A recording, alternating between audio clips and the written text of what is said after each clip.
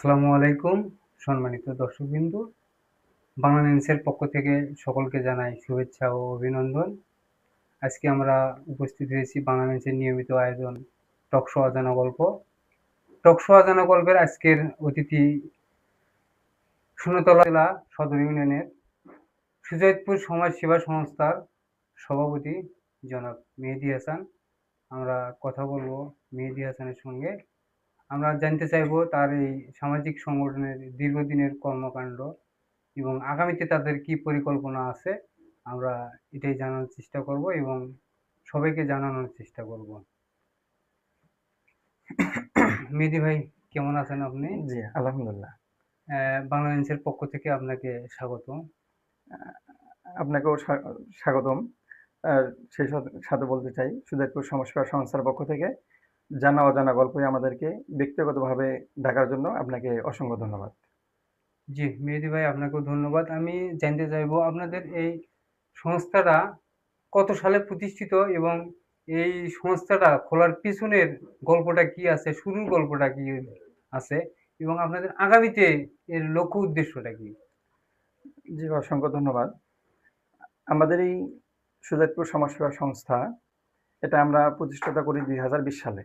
জি, আমাদের পিছনের গল্প ছিল এমন, যখন আমরা 2018 এবং 19 সালে করোনা একটা আমরা দেখেছি, মহামারী ছিল। সে সময় আমরা সবাই একজোট হয়েই সবাই আমরা আড্ডা দিতাম। সেখানে আমাদের গল্পটা ছিল এমন, সবাইকে না পাওয়ার যে বেদনা থাকে, বা আমরা বড় হয়ে যায় হয়তো আমরা সবাইকে ভুলে যাব। সেই ভুলে যাওয়া থেকে আমরা একটা নিয়ত করলাম, যা আমাদের একটা পরিকল্পনা। যদি আমরা একটা সামাজিক বা একটা ক্লাব খুলি, তাহলে হয়তো আমরা একে অপরের সঙ্গে মানে মিলেমিশে থাকতে পারবো এবং সবার সঙ্গে যোগাযোগ রাখতে পারবো। সেখান থেকে আমরা এই নিয়তটা করলাম। তা আমাদের প্রথমে এই সংগঠনের নাম ছিল সুজাইতপুর সমাজসেবা জুনিয়র একতা বন্ধন ক্লাব। ক্লাব। সেখান থেকে আমরা আস্তে আস্তে পর্যায়ক্রমে আমরা এই সুজাইতপুর সমাজসেবা সংস্থা নামে এখন পরিচালিত হচ্ছে। জি, আমরা যেহেতু আপনারা যে করোনা মহামারী ইয়েটা ছিল, সেই সময় আপনাদের কি কোনো কার্যক্রম ছিল বা হ্যাঁ, সেই সময়কার পদক্ষেপ কি, কি গ্রহণ করছিলেন? আমরা একটু সে জানতে চাই। সময় আমাদের আংশিক কোনো যে আহামরি কিছু করেছি তা না। সেই সময় আমরা বাসায় ছিলাম, একে অপরের সঙ্গে গল্প করছিলাম। আমাদের এই ক্লাবটা হয়েছে 2020 সালে। ব্যক্তিগত উদ্যোগে আমরা তেমন কিছু করিনি। আমরা এলাকাবাসীকে আমরা মাস্ক দেওয়ার চেষ্টা করছি, যাতে সামাজিক দূরত্ব থাকে, যাতে একে অপরের ভাইরাস যেন সচেতনমূলক যে সচেতনমূলক কর্মকাণ্ডগুলো যে এটা করার চেষ্টা জি, করছেন। অল্প ছোট্ট জি, পরিসরে, ছোট্ট হ্যাঁ। পরিসরে। জি, খুবই ভালো লাগলো। আমি জানতে চাইবো যে আপনারা এছাড়া আর কি, কি কার্যক্রমের মধ্যে এছাড়াও আমরা অনেক কার্যক্রমই করেছি। যেমন আমরা মনে করেন যে এরকম যে দেখেন, অসহায় মানুষদেরকে যেমন আমরা কম্বল দিয়েছি, আলু দিয়েছি বা বিভিন্ন কিছু দেওয়ার চেষ্টা করেছি এবং তাদের কাছে কি সমস্যা আছে সেই সমস্যাগুলো আমরা শোনার চেষ্টা করেছি। তা আসলে মানুষের মনে করেন যে স্বপ্ন থাকে অনেক। যেমন ধরেন একটা গরিব লোকের স্বপ্ন হচ্ছে হজ করা। হুম, তা সে আজকে ধরেন হজ করার চিন্তা ভাবনা করলো। গরিব লোক কিন্তু কালকে হজে যেতে পারবে না। পারবে না। তার উপর কিন্তু হজও কিন্তু ফরজ হয়নি বা ওয়াজিব হয়নি। তা এরকম আমাদের মনে করেন যে একটা বড়লোক মানুষ চাইলেই 2026 চলতেছে, 27 সালে হজের একটা যেতে পারবে। তা আমাদের যেহেতু আমাদের অল্প বয়স আমাদের, বা আমাদের সংগঠনটা অল্প দিনের 2020 সালে, তা আমাদের স্বপ্ন অনেক, কিন্তু বাস্তবায়ন করা আমাদের একটু সময়ের ব্যাপার। যেমন আমরা এগুলো করেছি। তা আমরা যেমন ওই গরিব দুঃখী মানুষদের কথা দিয়ে উদাহরণ দিলাম, যে একটা রিক্সাওয়ালা মনে করেন চায় হজ করতে, কিন্তু তার হজ করার কার্যক্রম একটু দেরিতে হয়। দেরিতে তা হয়। আমরাও এরকম ভবিষ্যতের প্ল্যানটা কারণ অনেক বড়।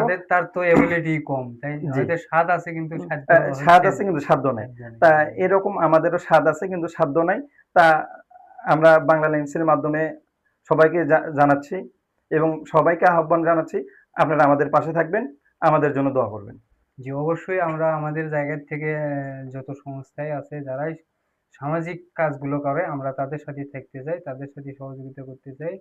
আমরাও এগিয়ে নিতে চাই যে সমাজের অবহেলিত যারা আছে তাদেরকে নিয়ে মূলত আমরা কাজ করার চেষ্টা করি।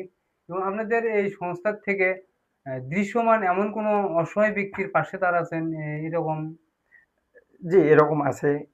আমরা এলাকাবাসীর মানে আলহামদুলিল্লাহ এখন আগে থেকে আমাদের মানুষের ভালোবাসা অনেক দূরে এগিয়ে গেছে।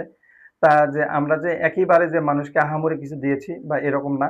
কিন্তু আমরা প্রতিশ্রুতি দিচ্ছি, মানুষ আমাদের এলাকাবাসী যদি আমাদের পাশে থাকে, হয়তো আমরা এখন বৃক্ষরোপণ যে একটা বৃক্ষরোপণ করলাম, যে ভবিষ্যতে আমাদের পরের প্রজন্ম পরের যারা আসবে প্রজন্ম আছে তারা এই তারা ফলটা ভোগ করবে। ফলটা ভোগ করবে বা ফল দেবে। আমি যতদূর জানি যে আপনাদের সুজাইরপুর পূর্বপাড়া সম্ভবত প্রাইমারি স্কুলের আরো একটু পূর্ব পাশে একজন ভিক্ষুক ছিল, তাকে সরকারিভাবে একটা দোকানঘর দেওয়া হয়েছিল। সে কি এখনো এই দোকানঘরটা চালিয়ে খাচ্ছে বা তার আদার্স কোনো খোঁজ খবর আপনার সংগঠনের পক্ষ থেকে নিচ্ছেন কিনা? তা তার নাম ফারুক। সে এখনো দোকানটা চালাচ্ছেন। আলহামদুলিল্লাহ এখন আগের থেকে হলেও এখন সুখে আছেন, সুখে আছে এবং সে দোকানটা দিয়েই সে চলছে। স্বাবলম্বী। আপনাদের সামাজিক সংগঠনের পক্ষ থেকে তাকে কি কোনো সহযোগিতা করা হয়েছিল কিনা? তাকে আমরা খুব বেশি আহামরি সহযোগিতা করছি তা না, কিন্তু যতটুকু পারার চেষ্টা করছি আমরা করেছি। আচ্ছা, এছাড়া আমি আরেকটা জিনিস জানতে চাবো, সেটা হলো যে সমাজের যে মাদকের প্রবণতা, এই এখন আমাদের যে প্রজন্ম বা ইয়াং জেনারেশন যারা আছে তারা কিন্তু পড়ার টেবিল বেঁধে রেখে কিন্তু বিশেষ করে এই মাদকের ছোবল প্লাস আপনার মোবাইল ফোনের যে জুয়ার আসক্ত হয়েছে, এই দিকটা আপনারা সচেতনমূলক কোনো কার্যক্রম করছেন কিনা? জি, আপনাকে এর সঙ্গে আমরা ২ টা বিষয় জানাচ্ছি। একটা হচ্ছে মাদক, এখন ধরেন এমন হয়ে গেছে যে ঘরে, ঘরে মাদক। তা এখান থেকে আমরা মানুষকে বোঝানোর চেষ্টা করতেছি। শুধু আজকে না, আমাদের এই কাজটা চলমান। আগামীতে হয়তো আরো বড় ধরনের আমরা চিন্তাভাবনা করছি। আগামী সামনে কুরবানি ঈদে, ঈদের পরে হয়তো আরো বড়সড় করে আমরা একটা মাদক বিরোধী একটা সমাবেশের ডাক দিয়েছি। আমাদের এলাকায় চাই না, শুধু এলাকায় না, আমরা চাই না আর বাংলাদেশে কোনো কেউ মাদকে আসক্ত হোক। সেক্ষেত্রে আমরা যেমন মাদকের বিরুদ্ধে একটা ডাক দিয়েছি, আমাদের চলমান মাদকের বিরুদ্ধে জিরো টলারেন্সে আমরা চাই যে মাদক যেন না থাকে। সেই সঙ্গে আমরা মাদক থেকে দূরে থাকার জন্য আমরা খেলাধুলার ব্যবস্থা করেছি। জি, জি, যেমন একদম। বিকাল বেলা আমরা ছেলেবেলা এখন দেখা যাচ্ছে যে মোবাইলে আসক্ত।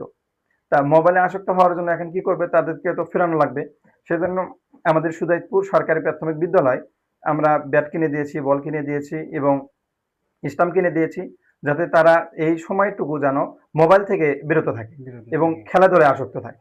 সেজন্য আমরা খেলাধুলায় একটু মনোযোগ দেওয়ার চেষ্টা করতেছি, যাতে ভবিষ্যতে তাদের উজ্জ্বল হয়। জি, জি, আমার খুবই ভালো লাগলো যে আপনার তরুণদেরকে নিয়ে যে ক্রীড়ামুখী করছেন। আর এই ক্রীড়ার দিকে যদি এই কিশোরেরা চলে আসে বা তরুণরা যদি ফিরে আসে তাহলে মাদক থেকে অনেকটাই দূরে সরে সরে আসবে। এই আসবে। দিকটা লক্ষ্য করা ভালো। ইতিমধ্যে কি গত বা অতীতে আপনারা কি কোনো খেলা বা ক্রীড়া পরিচালনা করে আসছেন দৃশ্যমান? জি, আমরা অনেক খেলাধুলা আয়োজন করেছি এবং এগুলো এখনো চলমান আছে। যেমন আমরা ২০২০ সাল থেকে আমরা ১৬ ডিসেম্বর পাচ্ছি। তা সেইগুলো তো খেলা থাকেই, বিবাহিত, অবিবাহিত এবং আরো বিভিন্ন যেগুলো ক্রীড়াঙ্গন থাকে সেগুলো আমরা দেওয়ার চেষ্টা করছি। তার বাইরে আমরা ফুটবল টুর্নামেন্ট দিয়েছি এবং ক্রিকেট টুর্নামেন্ট দিয়েছি। ২০২৫ সালে আমরা মানে ক্রিকেটে আমরা ফাইনালে যাই, আমরা চ্যাম্পিয়ন হয়েছি, খাসি মেরেছি এবং ২০২৬ সালে আমরা রানিংয়ে ফাইনালে গিয়েছি। আগামী কুরবানি ঈদের ২ দিন পরে সেই ফাইনালটা অনুষ্ঠিত হবে। অর্থাৎ আমরা ক্রীড়াঙ্গনকে হাইলাইট করার চেষ্টা এগিয়ে করতেছি। নিয়ে যাওয়ার চেষ্টা জি। করতেছেন। এই যে টুর্নামেন্টটা আপনারা চালাইছেন, এই টুর্নামেন্টটা কি আন্তঃ টুর্নামেন্ট বা ইউনিয়ন পর্যায়ে নাকি না, আমরা গ্রাম ভিত্তিক এই টুর্নামেন্টটা গ্রাম ভিত্তিক এই চালানোর চেষ্টা টুর্নামেন্ট করতেছি। চালাইছেন? যার মাধ্যমে আসলে মূলত বিষয়টাই হলো যে মাদক থেকে যেন দূরে তারা থাকা। ফিরে আসে, যুবকেরা যেন জি। ফিরে আসে এটাই।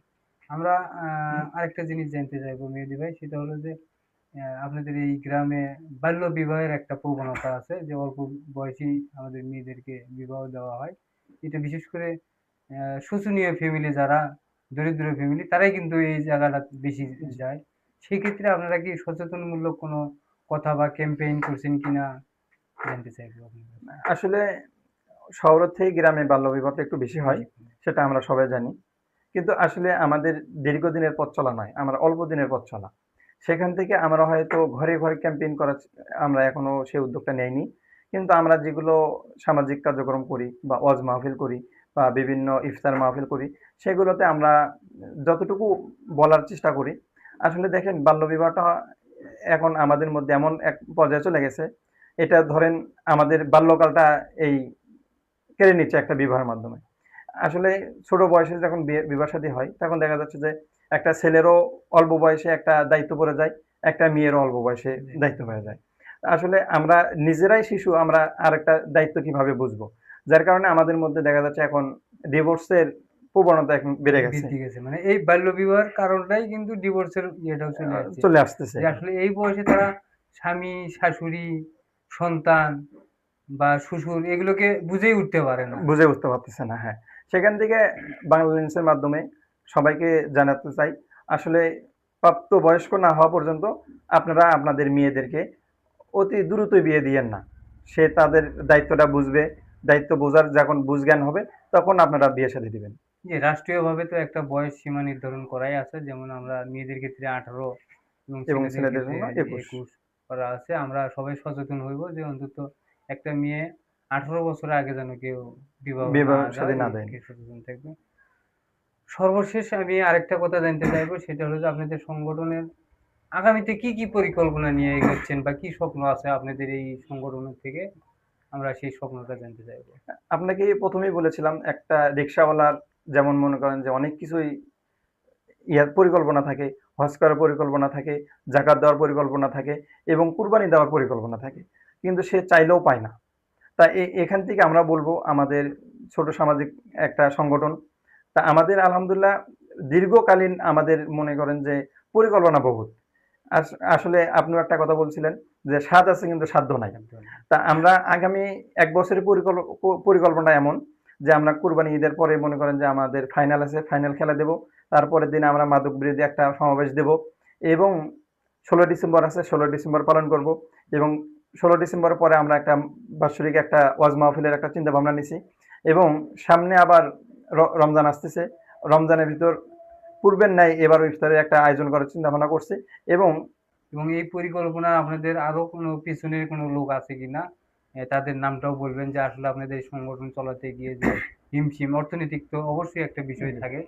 সেই অর্থটা কে, কে সহযোগিতা করেছে? পিছনের লোক যদি থাকে তাদের গল্পটাও আপনি একটু মাধ্যমে তুলে নিয়ে জি, আসলে একটা সংগঠন চালাতে গেলে বেশ কিছু জিনিস লাগে। যেমন ধরেন আর্থিক একটা বিষয় লাগে, জনশক্তি লাগে, তারপরে হচ্ছে মিডিয়া কাভারেজ লাগে। আরো বিভিন্ন কিছু লাগে। তার মধ্যে সবথেকে বড় জিনিসটা সেটা হচ্ছে আর্থিক। হ্যাঁ, তা আমাদের এখানে ২-৪ জনের নাম না বললেই নয়। যেমন আমাদের সাবেক উপদেষ্টা ছিলেন জরিফুল ইসলাম জরিফুল। উনি হচ্ছেন বর্তমান হচ্ছে সোনাতলা থানার ছাত্র দলের সাধারণ সম্পাদক। উনি আমাদেরকে যথেষ্ট পরিমাণ হেল্প করছেন। আমাদেরকে রাস্তা দেখিয়ে দিছেন। এবং তারপরে কয়েকজন আমাদেরকে মানে এমনভাবে আমাদের সাথে লাগে আছে তাদের কথা না বললেই নয়। যেমন আমাদের বর্তমান উপদেষ্টা নাসিরুল ইসলাম নাসির, বর্তমান হচ্ছেন জেসার সাধারণ সম্পাদক এবং Imdadul Haque Munshi, senior area manager Incepta pharmaceutical limited এবং আরেকজন আছেন শফিকুল ইসলাম শফিক, সোনাতলা উপজেলা বিএনপি। এছাড়া আমাদের এলাকার আরো অনেকেই আমাদের সঙ্গে আছেন, আমাদেরকে যথেষ্ট পরিমাণ হেল্প করেন। আমরা তাদেরকে এই বাংলা লেন্সের মাধ্যমে তাদেরকে অসংখ্য ধন্যবাদ জানাবো। আপনারা আছেন, আপনাদের সহযোগিতায় আমরা এগিয়ে যাওয়ার পরিকল্পনা করতে পারি। এখনো আছেন, আগামীতে থাকবেন বলে আশাবাদ মানে করি। তাদের প্রেরণায় আপনাদের এই সংগঠনটা সামনের দিকে এগিয়ে যাবে। সাধারণ জনগণের কাছে একটাই চাওয়া পাওয়া যে আপনারা আমাদের জন্য দোয়া করবেন। একটা কথা আছে, যদি কাউকে আমরা সাহায্য না করতে পারি কিন্তু ভালো কিছু করতে না পারলে তার জন্য ক্ষতি না করি। ক্ষতি না করতে পারি। তা এখন কথা হচ্ছে সবাইকে একটাই কথা যে আমাদের সঙ্গে থাকবেন। যদি সঙ্গে নাই থাকতে পারেন আর্থিক দিক হোক, মানে বিভিন্ন দিক থেকেই যদি না থাকতে পারি কিন্তু আমাদের ক্ষতি করার চেষ্টা কেউ করবেন না। আরেকটা বিষয় হচ্ছে আমরা দেখা যায় যে ছোট, ছোট সংগঠনগুলো অনেকেই চেষ্টা থাকে যে আমরা করব। কিন্তু তারা করতে পারে না এই কারণে যে মানুষ টিটকারি করবে। যে আমাদের মধ্যে এই টিটকারি বিষয়টা মানে এমন একটা হয়ে গেছে যে আমরা চাইলেও মনে করেন এই টিটকারি বিষয় বা আমরা আগাতে পারি না। না, তা হাস্যকর ভাবে হাস্যকর যে এরা এই কাজগুলো করতেছে। তা সবাইকে একটা কথাই বলবো যে যেমন জাতীয় খেলা হচ্ছে হাডুডু, কাবাডি। যে একজন এগিয়ে গেলে পিছন থেকে সবাই টেনে ধরে। তা আপনাদের মাধ্যমে বাংলা লেন্সের মাধ্যমে সবাইকে একটা কথাই বলবো যে আমরা হাডুডু যেন না খেলি। আমরা কেউ যদি এগিয়ে যেতে চাই তাকে সহযোগিতা করা, সেটা আর্থিক দিক হোক, উৎসাহ দেওয়া। দেন, আর না পারলে চুপচাপ থাকেন। আমাদের দুশ্মনী বা ক্ষতি করার চেষ্টা করবেন না। পিছন থেকে টেনে যেন না ধরে কেউ। পেছন থেকে টেনে না ধরা হয়। জি। সেই সঙ্গে আরেকটা কথা না বললেই নয়, সেটা হচ্ছে আমাদের এলাকা যথেষ্ট পরিমাণ ভালো একটা এলাকা। সবাই আমাদেরকে যথেষ্ট পরিমাণ সাহায্য সাহায্য সহযোগিতা করার চিন্তা ভাবনা নিয়ে থাকেন। আরেকটু কথা না বললে নাই, আসলে সংগঠনটা চলে হচ্ছে আর্থিকের উপর দিয়ে। তা বাংলা লিন্কসের মাধ্যমে, জানা অজানা গল্পের মাধ্যমে সবাইকে একটা কথাই বলবো যে আপনি ১০ এর লাঠি একের বোঝা। একের বোঝা। ১০ জন যদি ৳১০ করে দেওয়া হয় তাহলে একজনের কাছে যা ৳১০০ হয়। তা আমরা চাইবো যে আপনারা আসেন, আমাদেরকে আর্থিক দিকে সহযোগিতা করেন। সেই সঙ্গে আরেকটা কথা, যে আমাদের বর্তমান প্রধান উপদেষ্টা নাসিরুল ইসলাম নাসির আমাদের যথেষ্ট পরিমাণ হেল্প করতেছেন এবং আমাদের এই সামাজিক সংগঠনটাকে যতটুকু মনে করেন যে এগিয়ে নিয়ে যাওয়ার যে পরিকল্পনা দিয়েছেন, আলহামদুলিল্লাহ আগামী ১০ বছরে আশা করা যায় যে উনি যদি আমাদের পাশে থাকেন, সংগঠনটা হয়তো সনাতনের মধ্যে বেস্ট অফ দ্য ভালো একটা প্ল্যাটফর্মে দাঁড়াবে। প্ল্যাটফর্মে দাঁড়াবে। ধন্যবাদ আপনাকে। যেহেতু ওই এলাকার তরুণরা তারা এই শক্ত হাতে যেহেতু সামাজিক সংগঠনটা হাতে নিয়েছে, আমি দোয়া করব আমার বাংলা লিন্কসের মাধ্যমে যাদের কাছে এই বার্তাটা পৌঁছবে সবাই সবার জায়গা থেকে সহযোগিতা করবেন। তারা যেন কোনো এক সময় শুধু সদর ইউনিয়নের মধ্যে না থাকে, তারা যেন পুরো উপজেলার সহযোগিতা করতে পারে। এই শুভকামনায় আমি আজকে সবার কাছে বিদায় নিচ্ছি। সে পর্যন্ত সবাই ভালো থাকবেন, সুস্থ থাকবেন। আল্লাহ হাফেজ। সভাপতি মেহেদী ভাইকে আমি আমার বাংলাদেশের পক্ষ থেকে গিফট করলাম এবং আমি সেই সংগঠনের উপদেষ্টাকেও আমার পক্ষ থেকে সৌজন্য সামান্য একটা গিফট উপহার দিলাম।